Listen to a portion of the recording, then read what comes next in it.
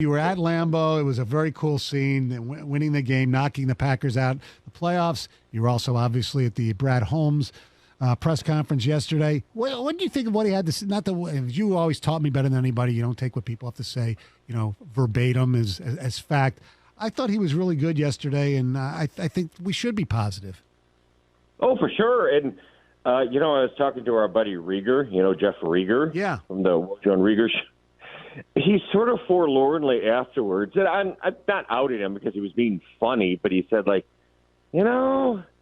kind of miss when the Lions really sucked because there aren't really any probing questions to ask in the season ender. And there really weren't. It was mostly just affirmation of what they've done. I think Holmes was justifiably confident and feeling good about what they've accomplished.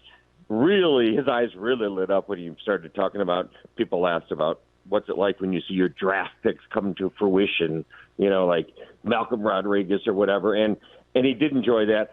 I think one of the more telling things he said, and when you think about it, maybe others have said it, but it's the first time I heard it like this, about the quarterback position. And he said that it's just as easy it's easier to get worse at quarterback than to get better. And in other words, don't throw away what you got. And they're not obviously throwing away Jared Goff, and he's the guy going forward. We kind of knew that, but the way Holmes reiterated it, I thought was interesting. And I also thought he tapped down the enthusiasm, people thinking they're making some huge splash in free agency.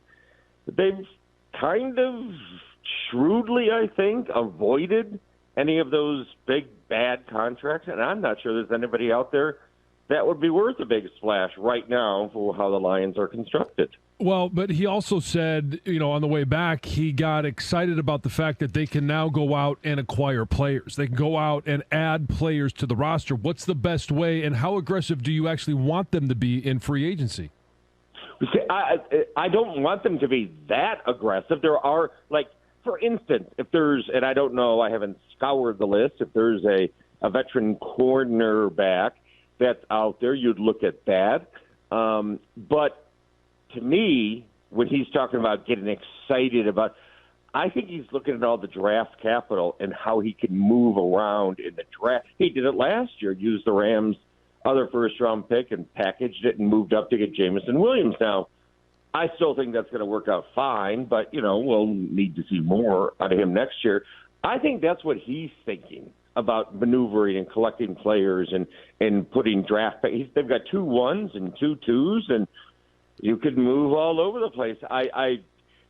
It's amazing. 1 year later, I think you guys are on the same page. We're pretty much accepting they're not drafting a quarterback high, right? Correct. Yeah. Although, like he did say, he wouldn't, he's always looking for great football players. So, he wouldn't be opposed to doing like what the Chiefs did with Mahomes and having him sit on it for a year. Right, but I think he also opened the door for, hey, everything is on the table for the Detroit Lions. Yes. And if you're sitting at number 9, we use that example for the Carolina Panthers, and you want to jump a couple of teams, hey, we may take a quarterback. We may take the guy that you want, but if you want him, you better come up and get him. I think he's doing a good job of, whether it's a start of smokescreen, he's playing the game.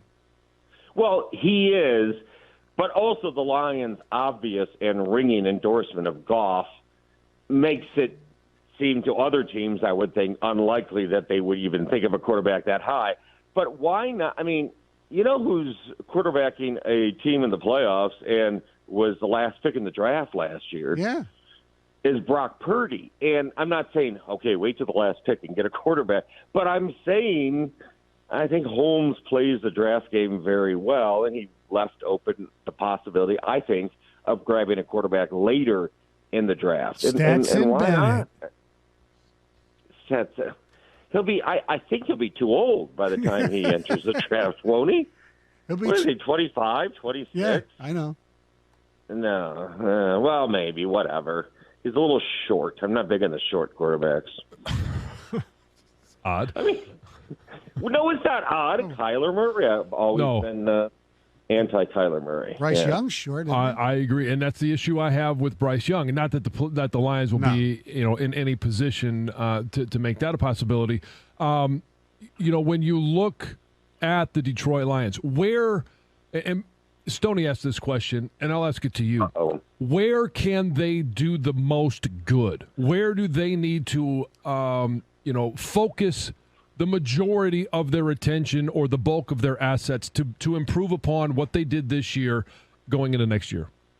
Well, I thought our man Stoney asked an astute question yesterday of Holmes and said, where do you think you have the biggest need for improvement?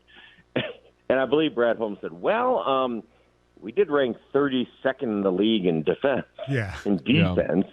So, and, pretty much everywhere on defense, except for the defensive line, oddly enough, where they put so many assets, and they didn't even have to spend big assets to restock. James Houston in the 6th round, and even Aleem McNeil, who of 2 really good drafts by Holmes. Aleem McNeil, 2nd rounder, is really one of the underrated pieces they've added. He was a 3rd rounder. Who was the 3rd rounder? McNeil. Levi Onwuzurike was had the 2nd round jinx. Right.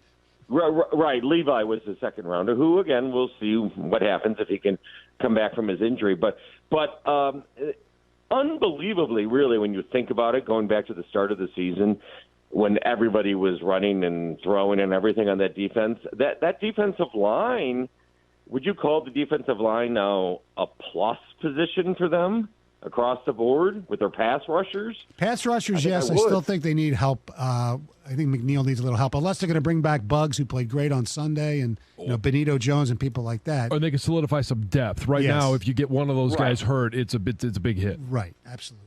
To me, it's the secondary biggest anything, and I don't know. You could add another running back, maybe on offense, but it's going to be mostly defense. They need a backup quarterback and a kicker, too.